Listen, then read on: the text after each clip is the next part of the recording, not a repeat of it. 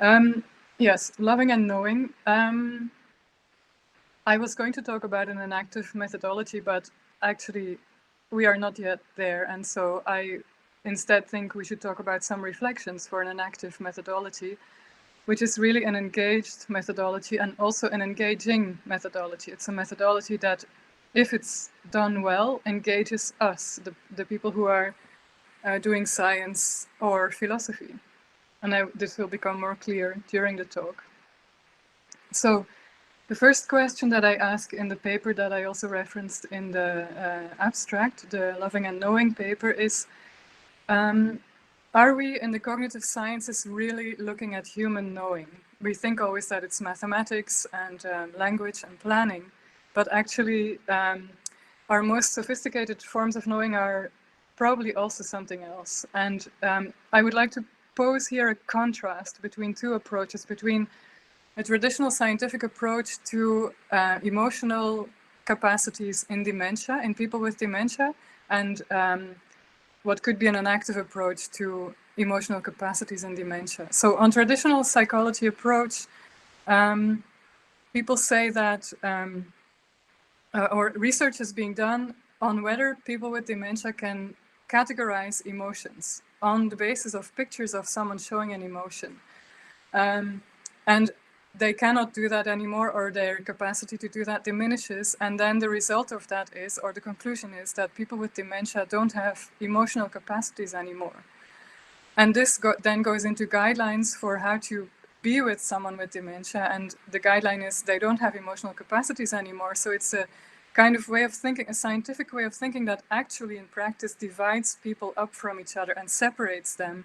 And it's also not correct, because if you interact with someone who has dementia up close, if you know them closely, you know that there is a way of connecting with them that is still emotional, still present, but it's in the very fine, sophisticated ways of moving with them. Even in language, even if words aren't there anymore, you can still have utterances together with them. You can still watch the birds go by while sitting on a park bench and so on. There is still a connection, and this connection is not captured by cognitive science in the traditional way. And yet, I think it's really central to our human knowing. And I think it's probably some of the most sophisticated forms of knowing. And in the paper, I give some other examples to illustrate this, and there are many things that can be named in this way and explained to indicate this contrast between traditional and engaged forms of knowing in cognitive science. And so it's this human knowing based in connection that I'm after. And I think we should investigate, and we are getting more and more capable of doing that.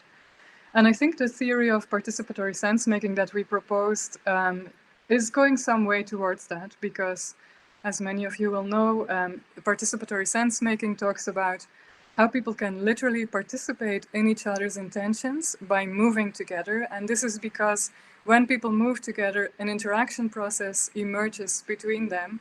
And this process itself can be measured and is an effective factor in how people, in people's intentions, in the intentions of people who participate in interactions. So on this view, intersubjectivity is understood as the interplay between interactive and individual autonomies. So not just one person over against another, understanding each other, but also under the role in what emerges between them in how they understand each other. So I think we're making inroads into that with our theory, and other people are doing it also in different fields, but participatory sense-making, I think, gives a kind of a framework for it. But I also think that we need more. We need to move towards a different epistemology, because in some sense, perhaps, participatory sense-making can still be understood in quite a mechanistic way. And also, I think, at the same time, that it can form the basis of understanding epistemology differently, or giving a different enactive epistemology. And there's still a lot of work to be done there, I think. And this, I would like to propose, and this is also what I do in the Loving and Knowing paper, that this different epistemology is based on the problem of letting things be. And this is explained very well in a paper from 2002 by Kim McLaren, where she talks about this problem of letting things be by giving an example of a horse trainer who is very interested in making money with his horse, and he drills and trains the horse, and he just wants to make money with it, and eventually the horse breaks down because it's just overused, you might say. And so this horse has not been seen properly. It has not been let be in what it is to be a horse. And even the trainer's own aim of making money with the horse is actually foregone or bypassed by his utilitarian approach to the horse and his forgetting about the horse's particularity of being a horse, of being also a playful creature with horseness, living needs. And this is completely foregone, and therefore this whole interaction breaks down. The being of the horse breaks down because it literally becomes ill and may even die, but also the being of the horse trainer breaks down because eventually he's not good at his job anymore and he won't be able to make money with the horse. And this example shows for Kim McLaren that we can make mistakes and we can fail at letting things be.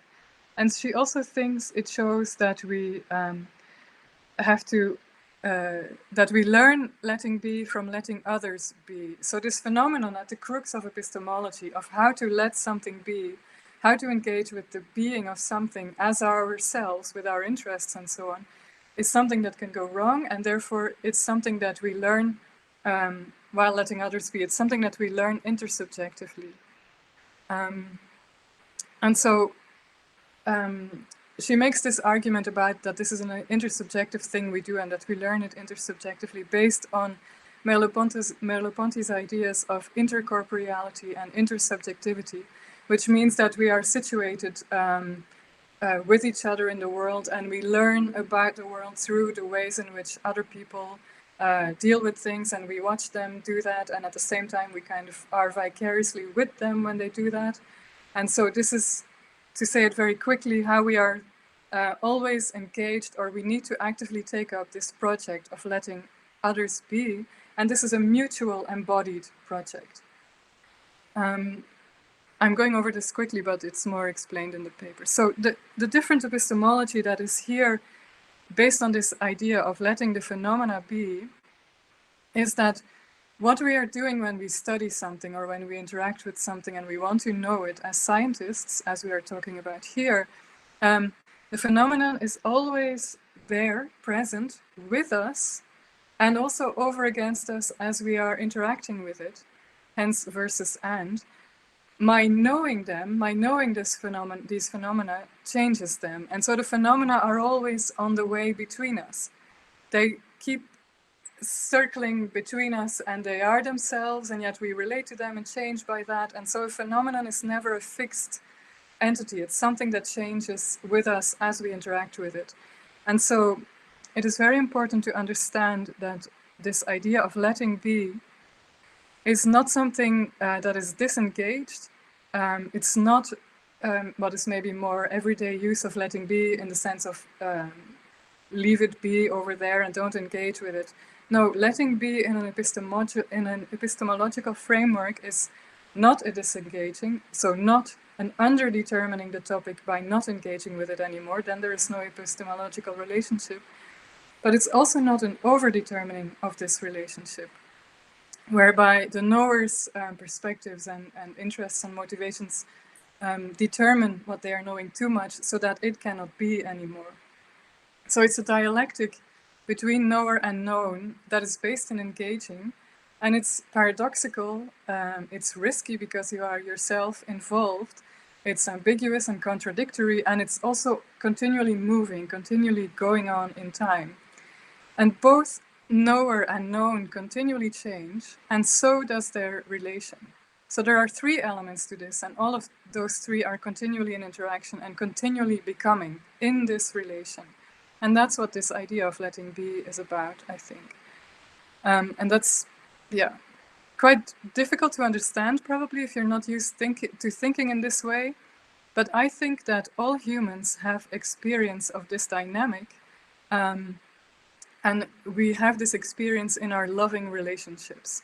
So the argument I make in the paper are that love relationships, so our family relationships, brother and sister, parents and children, but also intimate relationships, sexual relationships, and friendship relationships, are the quintessential place where everybody finds and lives these dynamics of this kind of non-detached knowing, a knowing in which we are implied all the time.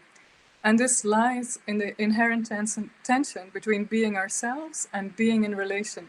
And neither of these two things in a love relationship are ever switched off.